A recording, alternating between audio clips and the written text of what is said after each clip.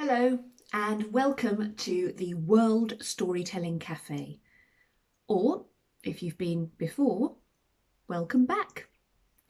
My name is Hannah Brailsford and I'm a storyteller based in the UK. And I'm really happy and very honoured to be able to be here at the cafe with you today and tell you some of my favourite stories. I want to thank John Rowe for inviting me and for giving me this delicious cup of tea. Now, I know many of us can't get out at the moment, so I thought I'd bring a little bit of the outside in to the cafe today. And indeed, the stories that I'd like to share with you, well, they all have an element of the woods in them. So to my first story. A story I actually first told in a cafe. So it feels kind of appropriate to be telling it in a cafe again. And the story is of a girl who wished to make her own way in the world. Once there was a girl who wished to make her own way in the world. And so it was one day that she said farewell to her family and she set out on her path. And she walked and she walked and she walked and she walked and she walked and she walked and she walked and she walked and she walked until she could walk no more. And indeed, it was growing dark, so it would be unwise to walk any more. Now the path had led her to a wood, and she decided that before it got too dark to see, that perhaps she should see if maybe there was somewhere that she could rest her head for the night.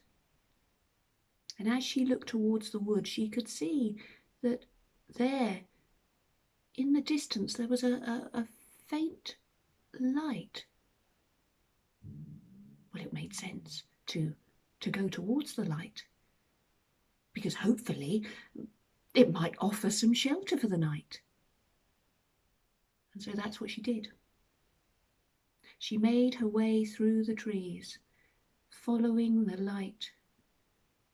And sure enough, there, in a clearing, was a cottage.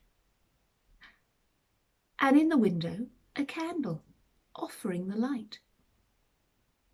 So she went up to the door, and she was just about to knock when the door opened of its own accord.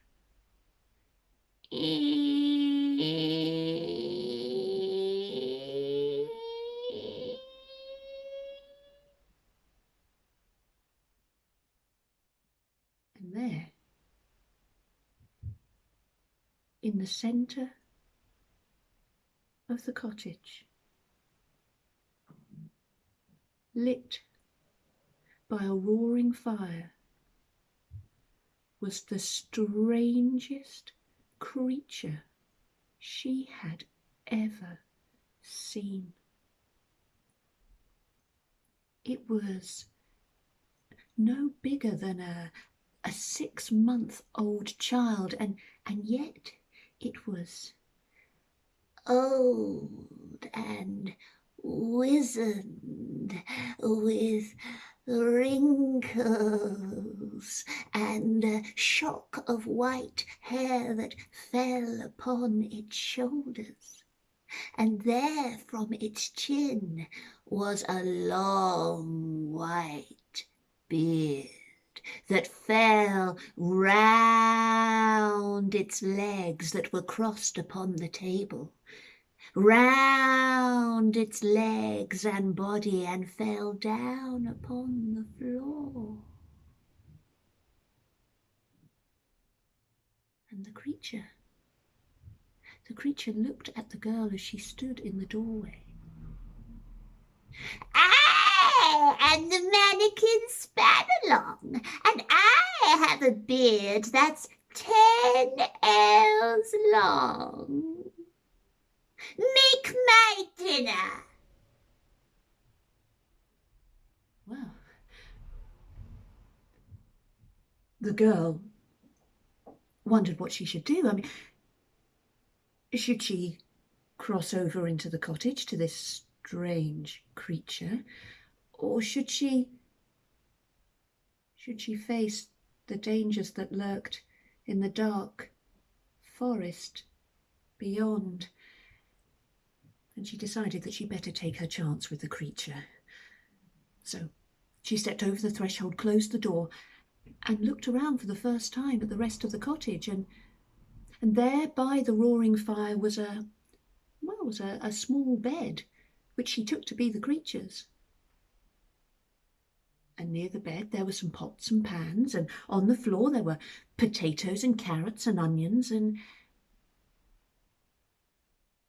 so she did what the creature had asked. She went over to those potatoes and carrots and onions, and she remembered all of the things that her mother had taught her, and she began to peel and she began to chop, and before long she had a bubbling soup on the fire. That creature gobbled up that soup, and when it was done, it looked at her again from its place on the table. I am the mannequin Spanalong. I have a beard that's 10 ells long. See? See? Put me to bed.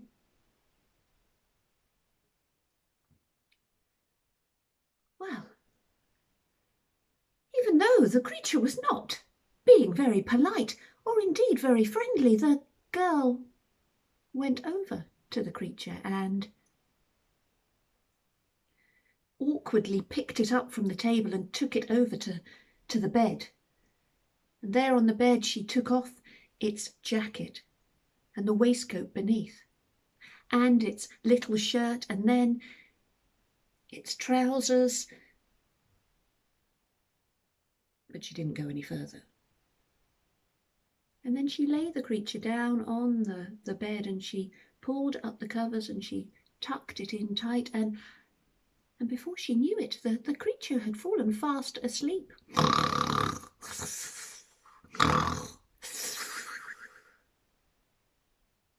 Sleeping, snoring noisily.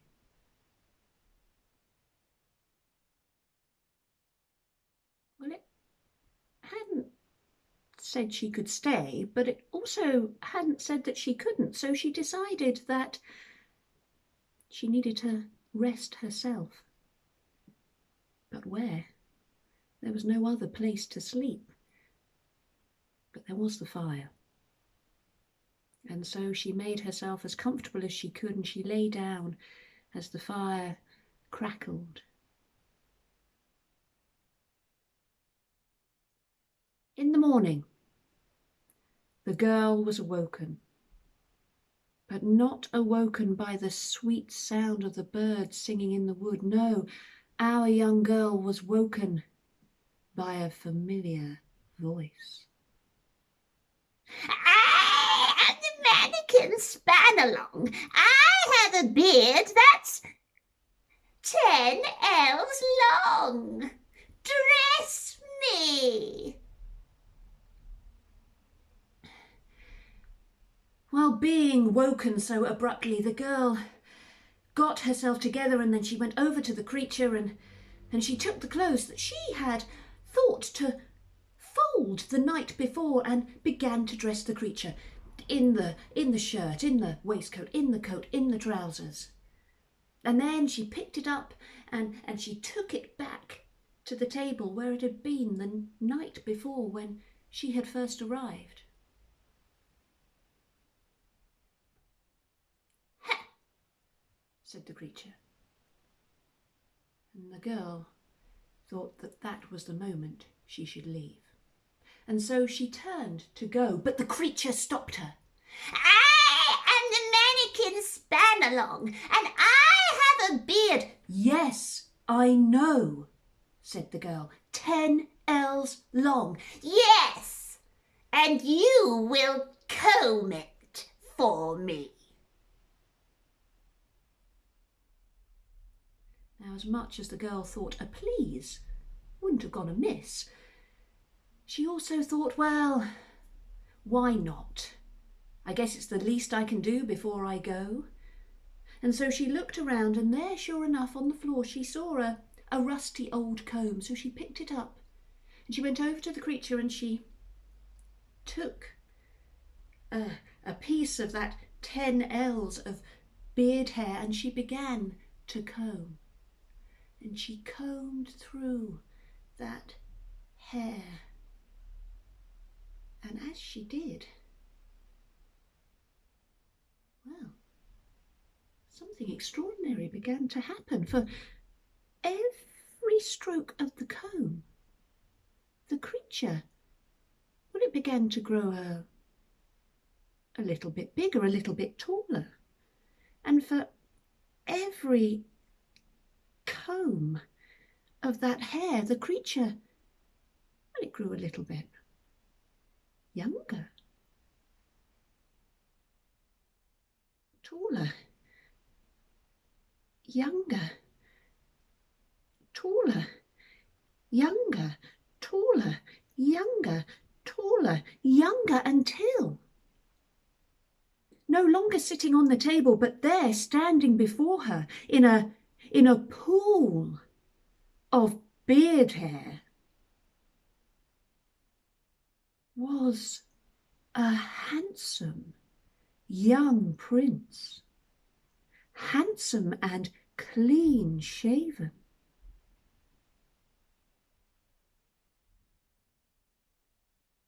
Now, maybe you think that the prince was so delighted that this young girl had freed him from whatever terrible enchantment had laid upon him, that he immediately proposed marriage and whisked her away. But that would be another story. No, our prince was happy. Indeed, he said, thank you for freeing me from my enchantment. But it's time I was on my way. You can keep the cottage. Goodbye.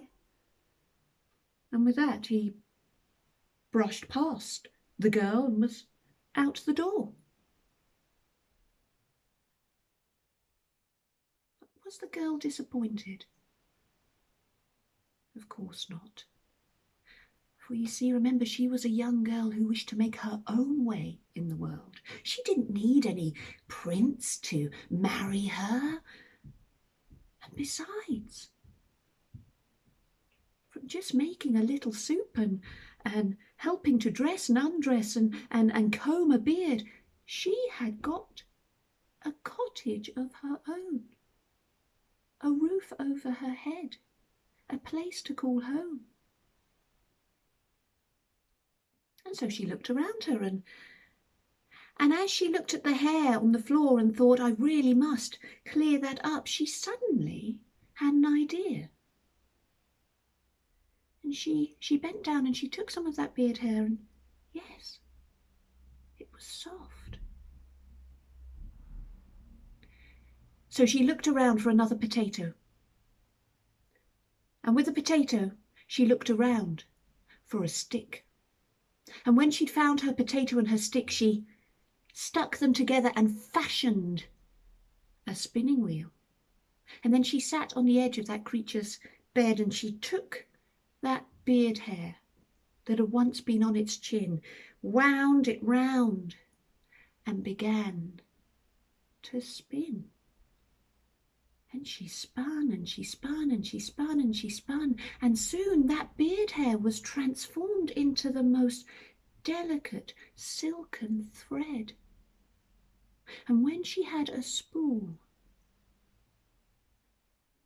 she went out into the wood, and she walked until she found the nearest village with a market, and there she sold that fine thread. And then she went home. She went home to her new little cottage, and she began to spin some more. She spun and she spun and she spun and she spun. And day after day she spun until she had enough money to buy herself a proper spinning wheel. And then she would sit all day long, spinning and spinning that fine silken thread from that beard hair. And the most amazing thing was that no matter how much she spun, there was always more beard hair. It never went down.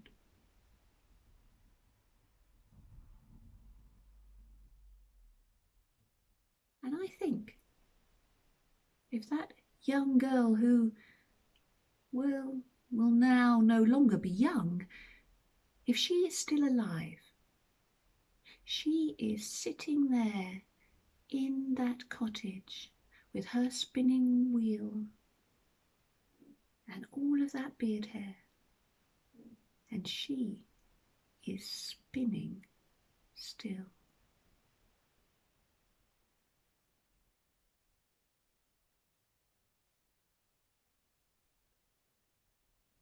Well, I know many of us could do with some of that beard hair now, being able to spin it into some much needed gold.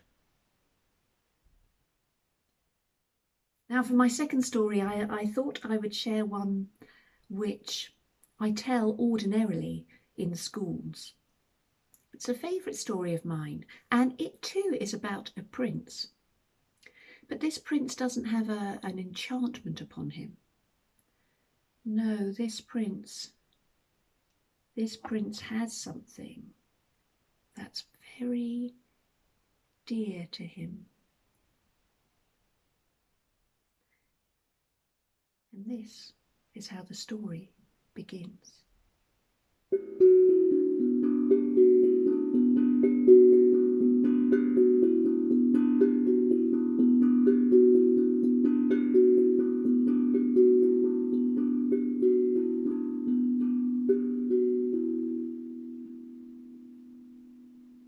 Long, long ago, and far away, there was a prince who lived in a fine stone castle on top of an emerald green hill. Prince Felix was his name, and he was the prince of that castle. He was prince of that emerald hill. He was prince of the villages below. He was prince of the woods beyond. He was prince of everything. But he didn't care about any of that. He didn't care for the hills and the woods, and he certainly didn't care for the people in his villages. No, this prince cared about one thing and one thing alone. He cared about his precious things. You see, that prince had 1,000 precious things.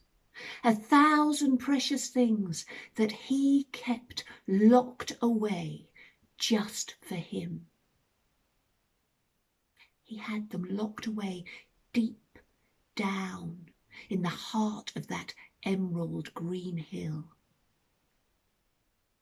Deep down in a huge cave, sealed by a great oak door, and only reached by a huge winding staircase of stone that led up to the castle on top. Yes, they were his precious things. He was the prince of 1,000 precious things. Not my things. Not your things. His things. And he wasn't about to share them with anybody, and he certainly wasn't going to show them to anybody. Now, every day he would wake up and he would go down that great stone staircase to that huge oak door, and he would make sure that it was nice and secure. And then he would put his hands there and, oh, his precious things. Well, you can imagine that if you lived in the villages of that kingdom, and you knew that your prince had 1,000 precious things, 1,000 precious things that you had never seen, 1,000 precious things that he cared more for than you and your family, well, would you care very much for your prince? No, neither would I, and nor did they. They didn't call the prince of 1,000 precious things. They called the prince, well, some very rude names indeed. And so our prince, well, he spent his days alone. No visitors from the village, no visitors from afar, no visitors at all. But did the prince care? No! He had his 1,000 precious things. What did he need people for? What did he need company for? Well, that's what he would say to himself. But really, as much as he loved his precious things, and he loved those precious things, he was actually quite bored, tired of being alone in his castle, kicking around with nobody to talk to, apart from his shadow. And his shadow was no fun. It was either behind him or in front of him. And it never replied to any of his questions. So one day he decided that he would leave the castle. He would leave the hill, and he would go down and, well, he'd find somebody to talk to. But who? So one morning he woke up, he got ready, he checked that his precious things were safe and secure, and then he went back up through the castle, out of the front door and down the hill. Now he could have turned towards the village, but he felt nervous, and so instead he turned towards the forest. Yes, he would go into his woods, his royal forest, and he would converse with nature. That's what he would do. He knew that nature would love to hear about his precious things, and he would enjoy telling them about them. And so he began to walk for the very first time into his woods. And as he walked between those trees, he noticed that nature didn't seem to be around, apart from the trees themselves. The birds weren't anywhere to be seen, and nor were the rabbits that he imagined would live there, or the foxes, or maybe the deer. No, everything had disappeared. Well, there was a reason for that. You see, nature didn't want to be told about the prince's precious things either. And so the rabbits had stayed in their holes, the foxes had hidden away along with the deer, and the birds, well, they'd flown off to the village to talk to the villagers instead. But the prince decided he would carry on his journey. He was bound to find somebody eventually, and sure enough, he came to the middle of the wood, and there stood the great oak tree. And there, wrapped around the great oak tree, was it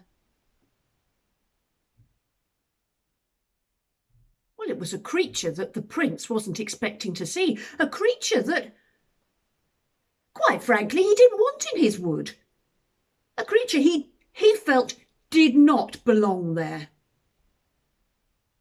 And indignantly he looked at the creature which was fast asleep, and he stamped his foot. He stamped it once, he stamped it twice, and then he shouted, "Wake up! Wake up immediately!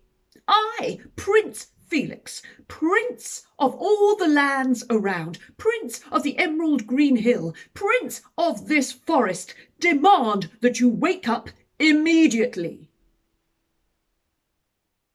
Well, the creature opened an eye and stared at the prince that stood before him, and then went back to sleep. How dare he, thought the prince, how dare he ignore me? And so he stamped his foot again. He stamped it once, he stamped it twice, and this time he stamped the other foot too. And then he cried once more, "I demand that you wake up immediately and look me in the eye. I am Prince Felix, no ordinary man. I am Prince of all the land. I am Prince of this forest. I am Prince of 1,000 precious things. And you are round my tree."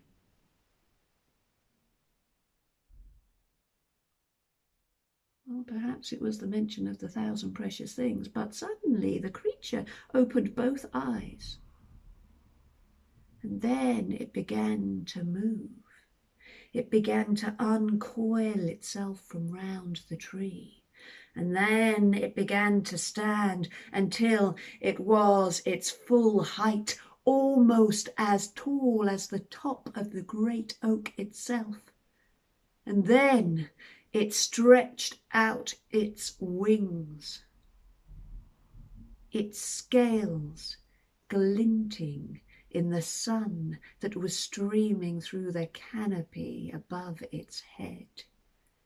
And it looked down, and with its golden eyes, it said, "Who did you say you were?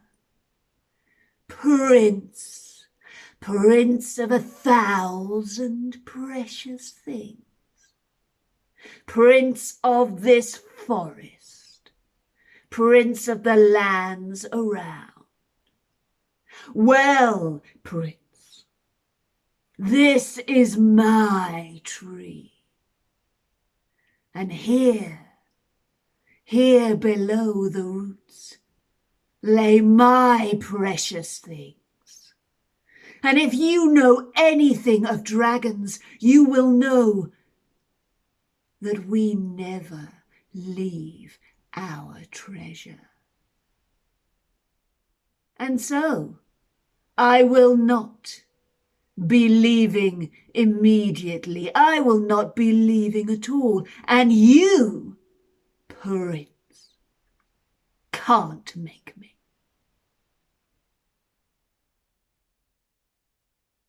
Prince Felix looked up at the dragon that was staring down at him.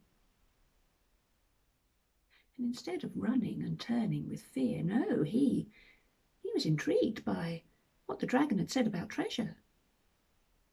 How could this creature have treasure too? Surely he, Prince Felix, was the only person who had precious things around here. "You have treasure?" "Well, you may have treasure, dragon, but I doubt your treasure is as precious as mine. I have 1,000 precious things, dragon. How many do you have?" And the dragon looked down again. "I have more than 1,000 precious things, prince. And my things will clearly be more precious than yours. In fact, I will fetch one of my pieces of treasure, and I will show you how precious they are. And with that, why, the dragon disappeared. He disappeared round the back of the tree where there was a huge hole, and he dived down the hole, and he raced through the roots down into a great earth tunnel below, and then he raced through the earth tunnel to the entrance of his cave, and he carefully selected a piece of his treasure. Back through the tunnel he went, back round those roots and up round the tree until he stood once more in front of Prince Felix, a golden horn in his hand. And he put that golden horn to his lips and he began to blow. Oh!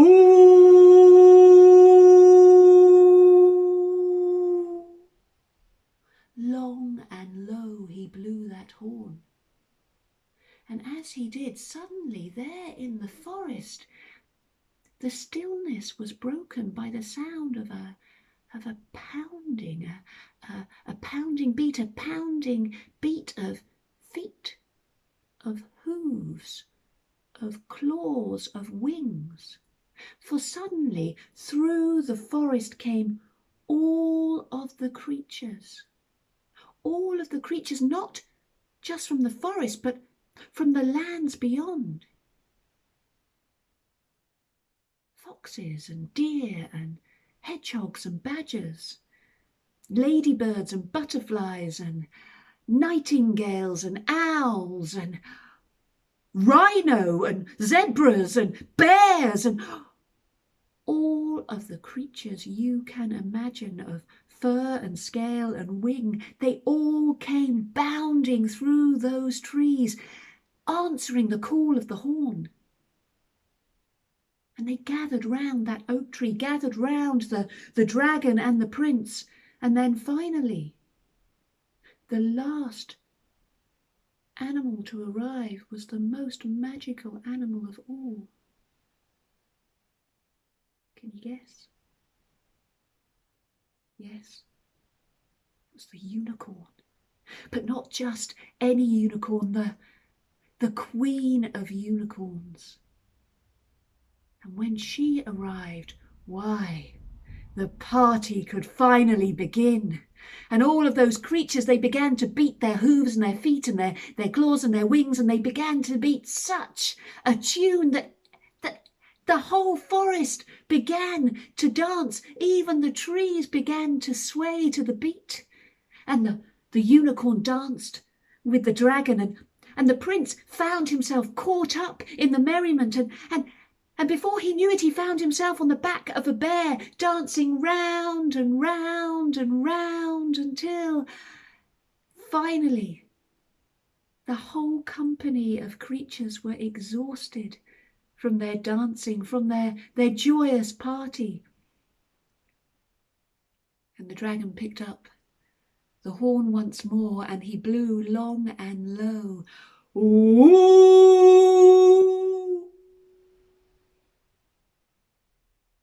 And as he did, each of those creatures, they disappeared from where they had come from before.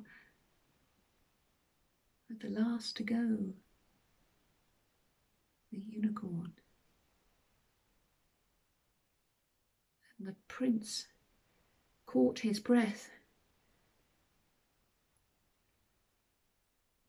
That was indeed a very fine thing you have there amongst your treasure, dragon. But I too have precious things, many a precious thing.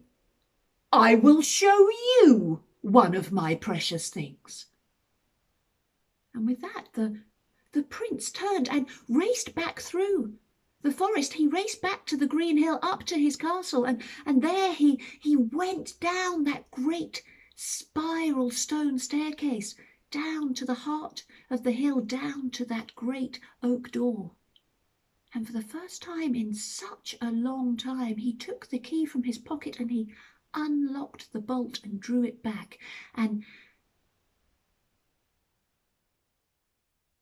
he picked the first thing that he could see, having no idea, really, what it could do. But he raced back up the castle, down the hill, into the forest again, until he stood in front of the dragon, who was patiently waiting for him. "Your horn may have been good, dragon, but wait till you see what my flag can do." For in his hand the prince indeed did have a flag of all the colours of the rainbow. And as he took that flag up into the air and began to wave that flag, suddenly the stillness in the forest was disturbed once more, but not by the sound of the animals coming. No, this time that flag of many colours, began to summon the winds, the four winds. First to arrive was the soft wind from the east, and the warm wind of the south followed on, and then the wind of the west came through the forest, and last but not least, roaring his arrival, bending the trees in his wake, was the great north wind himself. And when he arrived, he picked Prince Felix up off his feet, flag in hand, and he began to take Prince Felix up, beyond the canopy of the trees, up into the sky, Prince Felix holding on to the great north wind's tail. And excitedly the prince called down, "You see, dragon, I have a flag that will fly me to the far north. Watch me go, dragon." But as the prince disappeared from view, the dragon knew what danger Prince Felix was in, for he knew where the great north wind was taking him. And he knew that the prince would not be able to survive the flight. "Hang on, Prince Felix!"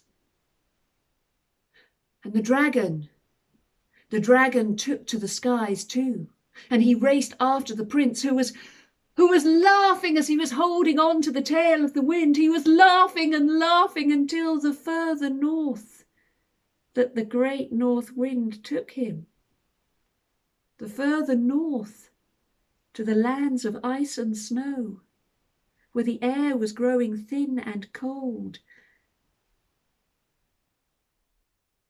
Suddenly the prince wasn't laughing anymore, as his hands began to turn blue and his whole body began to freeze. Help me! But the wind just kept on heading for home. And just when the prince thought he was going to have to let go, there was the dragon below him. "Let go, prince, I will catch you." Well, the dragon was just in time, for the prince could no longer hold on to the tail of the great north wind anyway, and he let go, and sure enough the dragon caught him on his back and turned back towards the forest, flew as fast as he could. And when they had returned to the great oak tree and were finally settled, and the dragon had tried to warm the prince up, the dragon looked at the prince and said, "It is a precious thing you have, but perhaps you need to use it wisely in future. Why don't I fetch you another piece of my treasure? Something a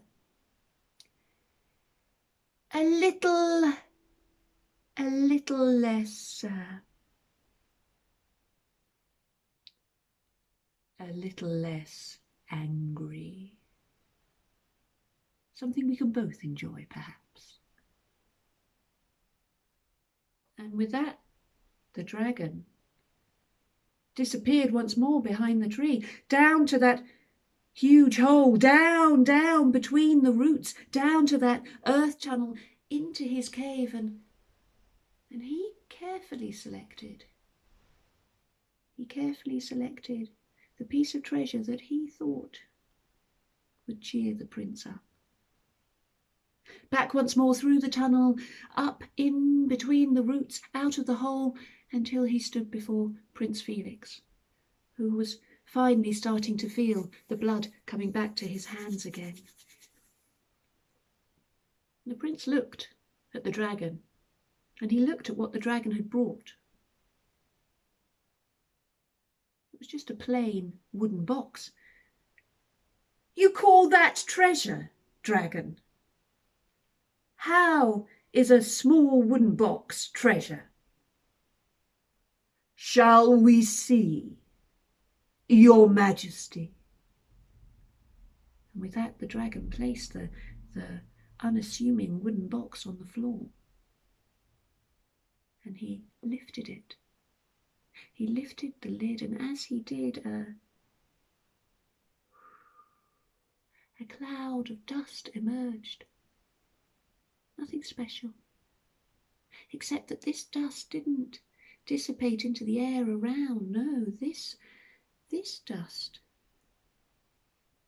was as if it was made of stone, for as soon as it had arisen, it fell down to the forest floor below, and when it touched the forest floor,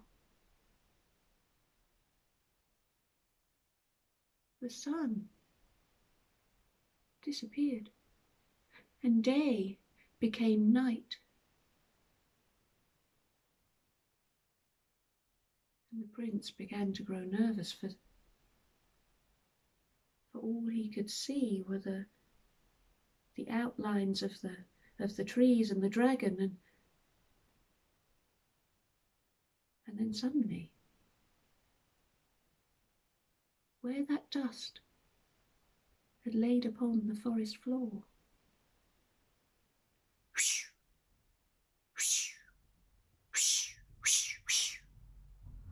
fluorescent green shoots began to grow up towards the sky, and as they shot up, they formed a bud. And as the prince began to grow accustomed to the light, to this fluorescent green new canopy of shoots with buds, all at once those buds began to open, and as they opened, they shot flowers up into the air, flowers that raced up into the darkness of the sky, and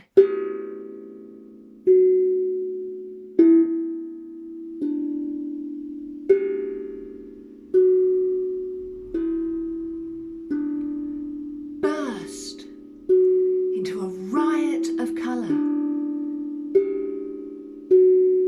Reds and blues and golds and oranges and purples and pinks. Suddenly, each of those buds burst, and as they burst, those flowers shot into the sky, and there was the most wonderful firework display that the prince had ever seen.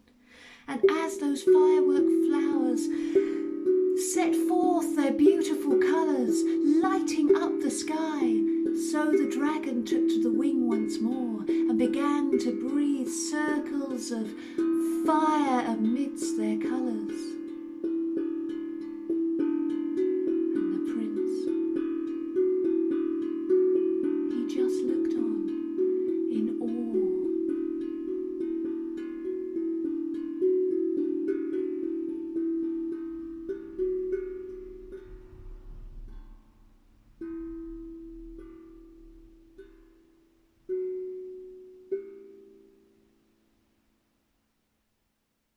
suddenly the last of the flowers had burst. And the dragon flew back to the prince, and as he did, he closed the box, and night became day once more. And the shoots were gone.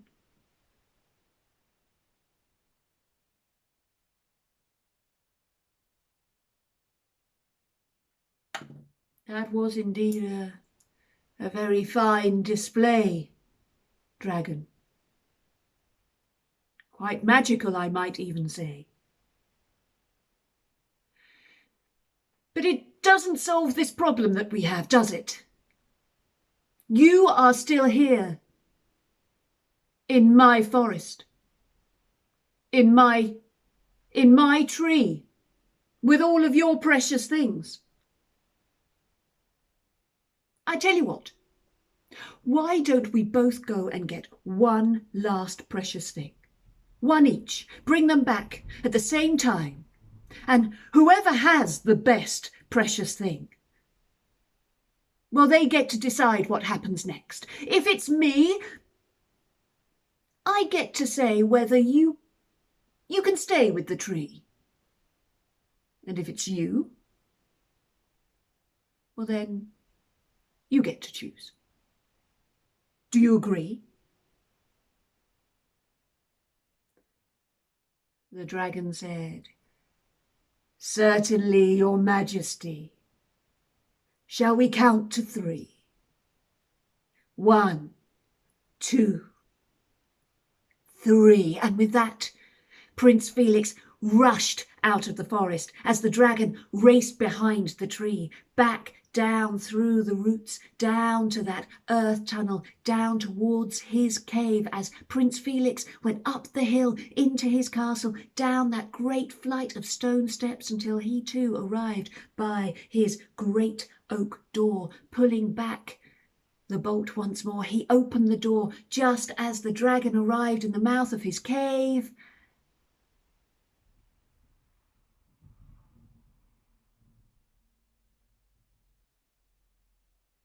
And there they stood, looking at each other.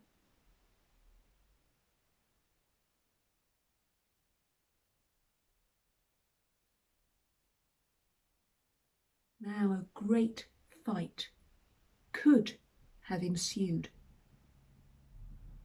but it didn't. Instead, the prince looked at the dragon, and the dragon looked at the prince, and then they began to laugh.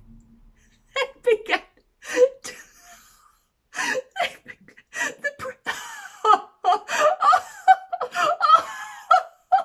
and the dragon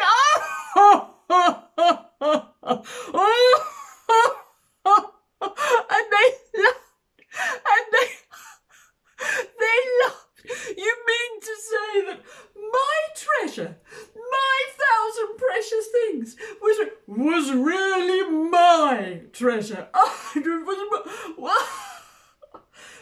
And they laughed so much that tears rolled down their cheeks.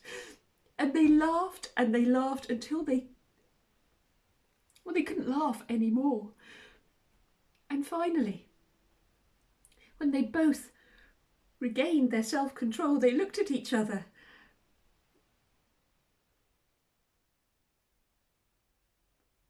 "Well, what do we do now, Prince?"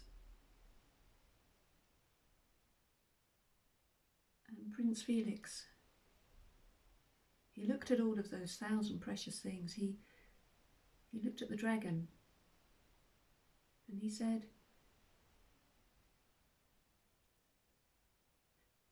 "Before today, I had locked my precious things away. To be honest, I had quite forgotten what I had here, and I certainly didn't know what most of it could do. But today, out in the forest, with you, dragon, I finally saw what those precious things were for. And I have had the best day I could ever remember. So I would like you to stay, dragon. I would like you to stay and share our precious things. You could even move into the castle with me. And each day we could try out a new precious thing, have a new adventure. What do you say? And the dragon said, I think, Your Majesty, that is a fine idea. But if you don't mind, I won't come and live with you in the palace, in this castle, for you see, I rather like the wood, and I like my tree. But I'd be happy for you to come every day and for us to share our precious things. And so that's what they did. From that day on, the prince would wake up early and he would go down and he would meet the dragon amongst their precious things, and they would select something and then go into the wood and discover what amazing thing it could do. But the prince soon realised that those precious things weren't just for him and his new found friend the dragon. No, these precious things should be for everyone. And so he sent a message to the people of his kingdom, and he said that he was going to throw a party, a fine party, a party where he would showcase some of his 1,000 precious things. And that's what he did. They used the golden horn to summon all of the creatures and to make a wonderful beat for everybody to dance to. They opened that humble wooden box once more and gave the people of the kingdom the most amazing firework display that they had ever seen. And from that day on, the prince shared a precious thing with his people every single day. And he no longer was called all of those rude names. No, the people in his kingdom now called him Prince Felix, the most generous prince that there had ever been.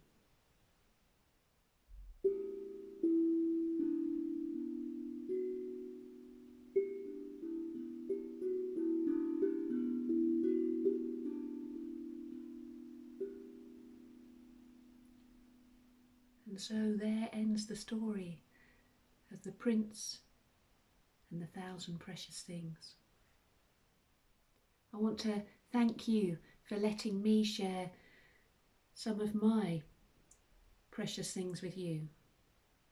For along with my family and my friends, I believe that stories are our precious things.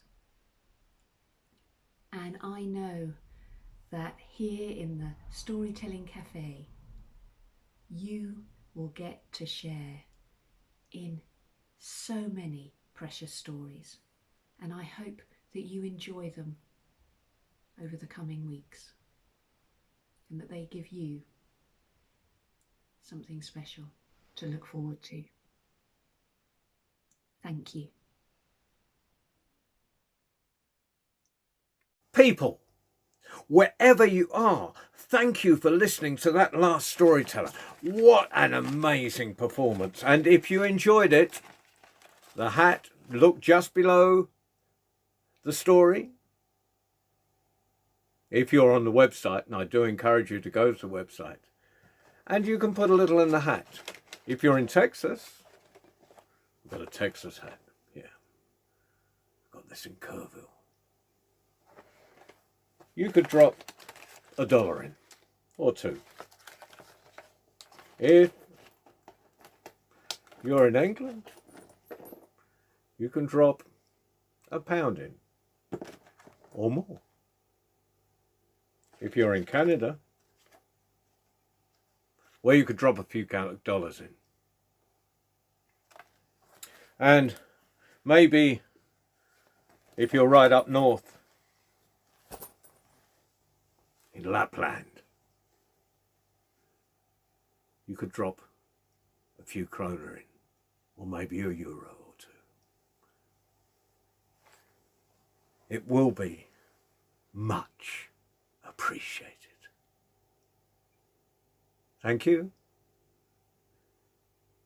Don't forget the hat and enjoy the stories.